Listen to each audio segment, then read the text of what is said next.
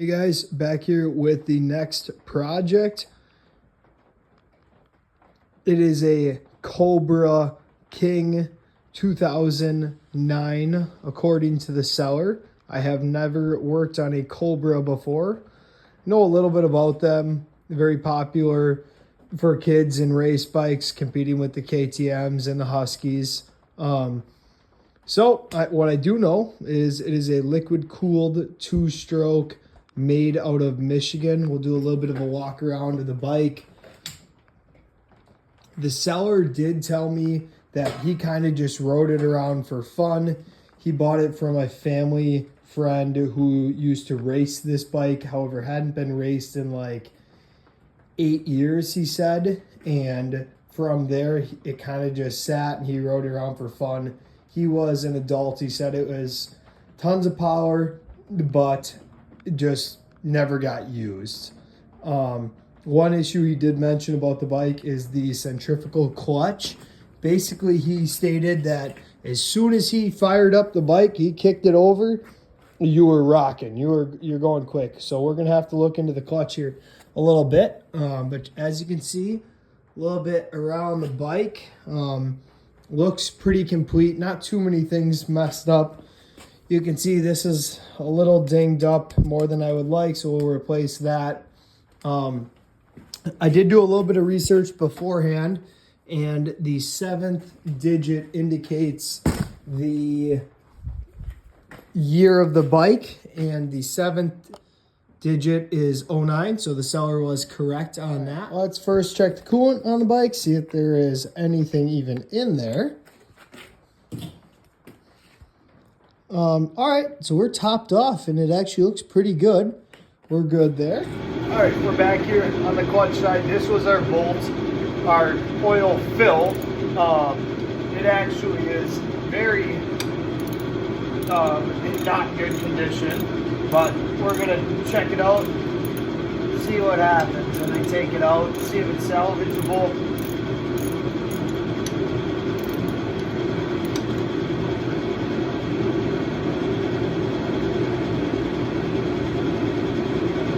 That was all hanging on the outside of it. Somebody's temporary fix.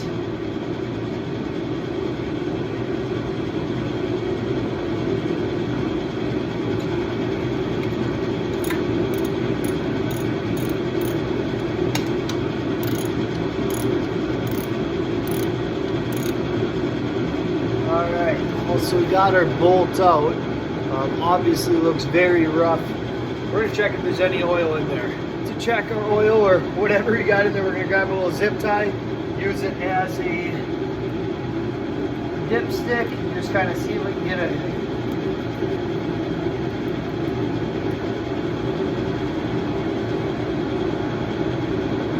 So it is pretty black, but there is some stuff in there.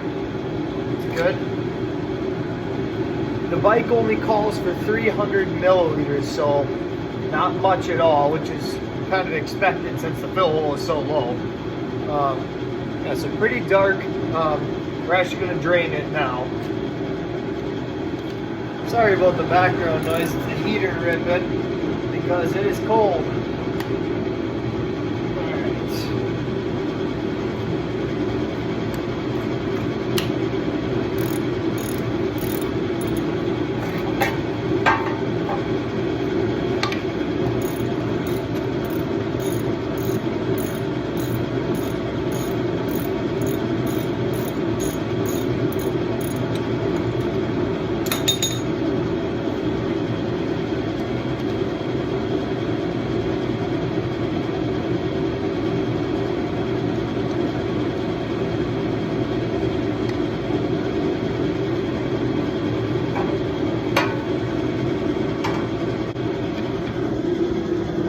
Pretty dark, as you can see. So this is what we were left with. Granted, there was some junk in here before and gas in here before.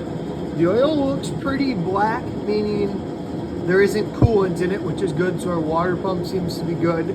No water in it, and no metal chunks is the big thing, which is good. We do have a little bit of a problem going on here. As you can see, this the threads on this are messed up, and the threads on the bolt looked fine. So that was why all the gunk from in here was around it, was to hold this bolt in here, because it's a little messed up and stripped. So that's a red flag.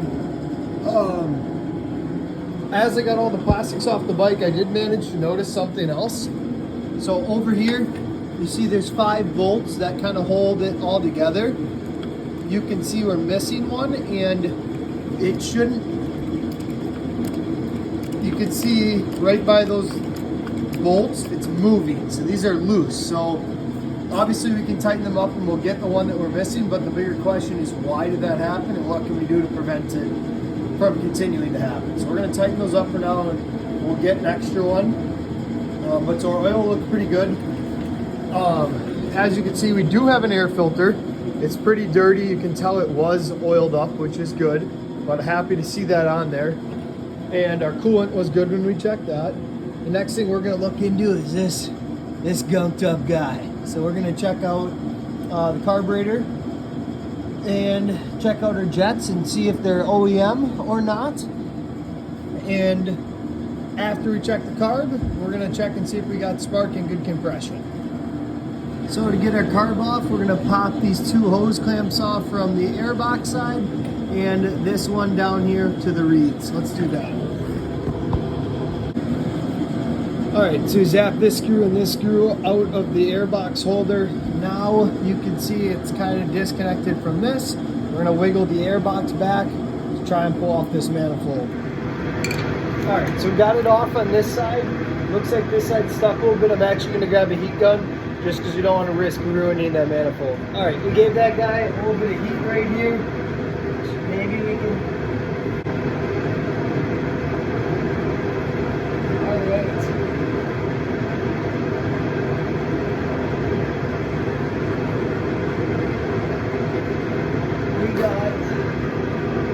Power cable up here, zip tied on. I did actually look that up. That is how Cobra says to do it. And then we got to pop off our fuel line here as well. Let's get something to clip that zip tie. I'm trying to pop our fuel line off.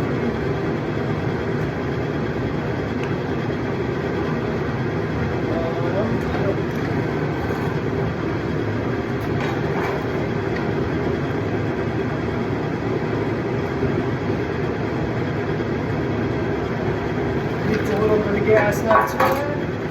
Alright, now let's get this throttle cable off.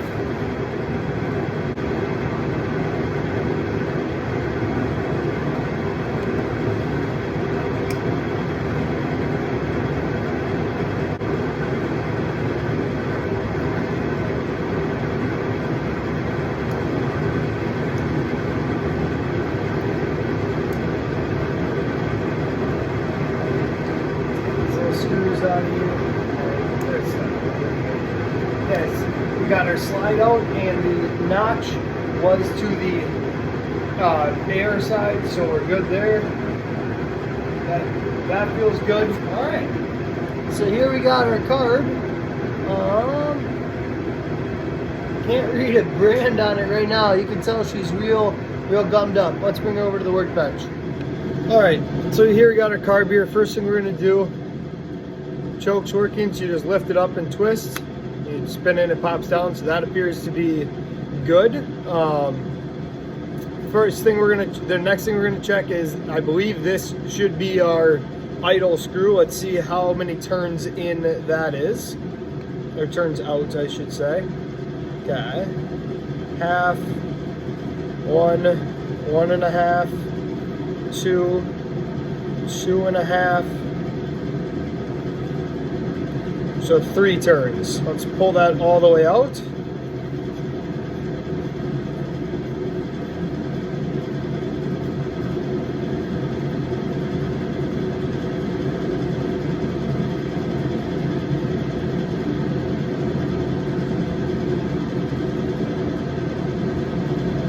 All right, so here it is. You can tell it's very crusty. So that was 3 turns out.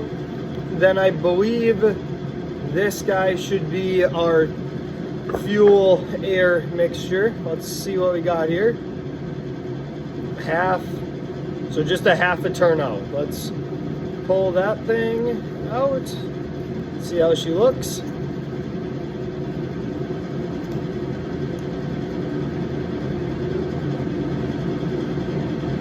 All right, so it's half and 3. Now we're gonna zap the bottom 4 off. Check out our float, needle and seat, and our jets.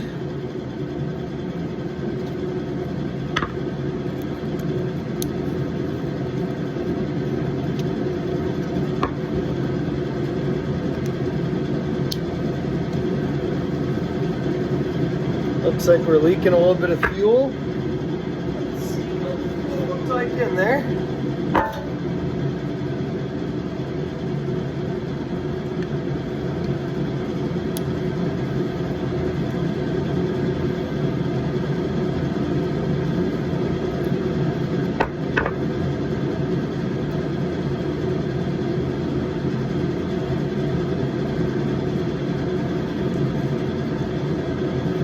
It's kind of nice, there's a little washer with these 4 bolts too.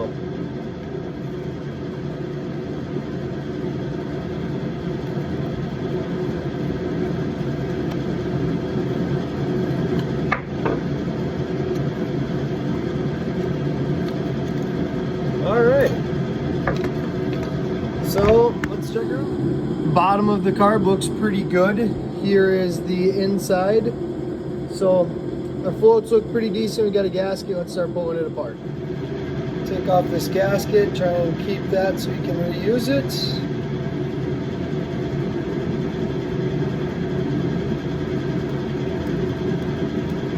Doesn't appear to be any holes in the floats, no gas in it. Let's take this guy off. Overall, the carb looked a lot better on the inside than I expected. Because of how bad the outside looked, I just thought it would look very bad. So we just pulled our main jet off. Let's see if I can read a number off this thing. Oh, that's hard to see.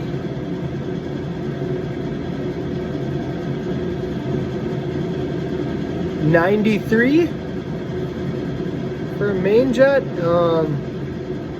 Definitely clogged, you cannot see through it, so that was definitely going to be a problem for us.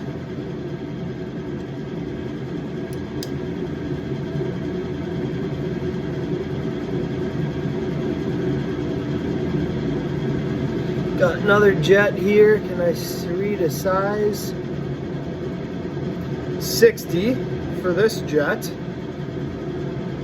100% clogged.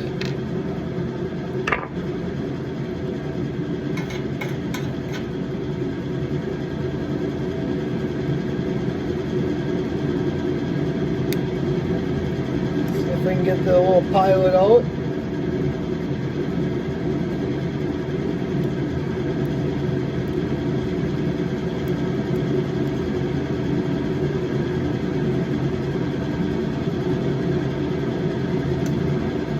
The 52 for the pilot, which is actually not clogged at all. Okay, let's get the emulsion tube out.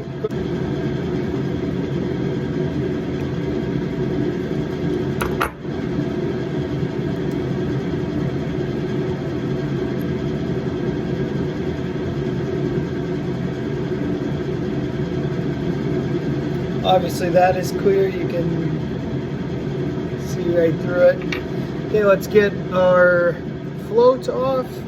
Gonna need a little pick. Let's grab one of these guys. Oh, nice, not even stuck. Take that rod out. Take our float out. So we'll inspect this for holes. Looks to be good. Pull out our needle. Looks good. And then is this thing still...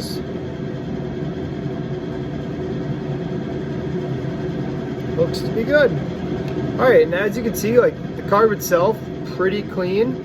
We're gonna pull the choke out and then clean this bad boy up, and we'll get her back on the bike. All right, so now that we got the carb off, we just cleaned the carb up. Since we already got to this point, we're gonna pop off these two Allen bits and check out the reeds. All right, guys, just got the reeds out of the Cobra. Actually, I'm really glad I did, because you can see that gap right here. You should not be able to see in there. That should be closed. So we're gonna need to get some new reeds for this guy. So glad we checked that out.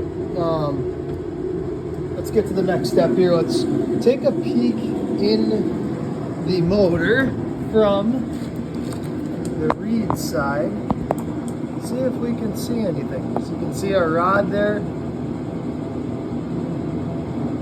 Looks pretty clean, actually. So next step we're gonna do, we're gonna pull the spark plug out and see if we have spark to the bike. Just pulled our plug out here. Looks like we got an NGK BR8ES, so good plug in it. Does look like it was running pretty good. All right, so we got our plug in our bike. We have a spark checker. I know that you can also ground out the plug to the head of the motor, check for spark. This makes it a little bit easier for you guys to see. I did notice you gotta kick it pretty hard to be able to see anything. But you can see it flashing there, so our spark is good. Next thing we're gonna check is compression. All right, guys, we got our compression tester hooked up here. Really hard to get it in that tight space. Let's give it some kicks. Throttle open.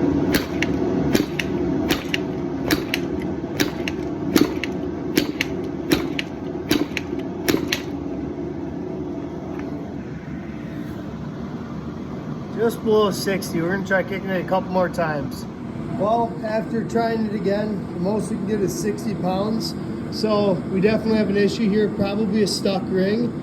But we're gonna tear into the top end here.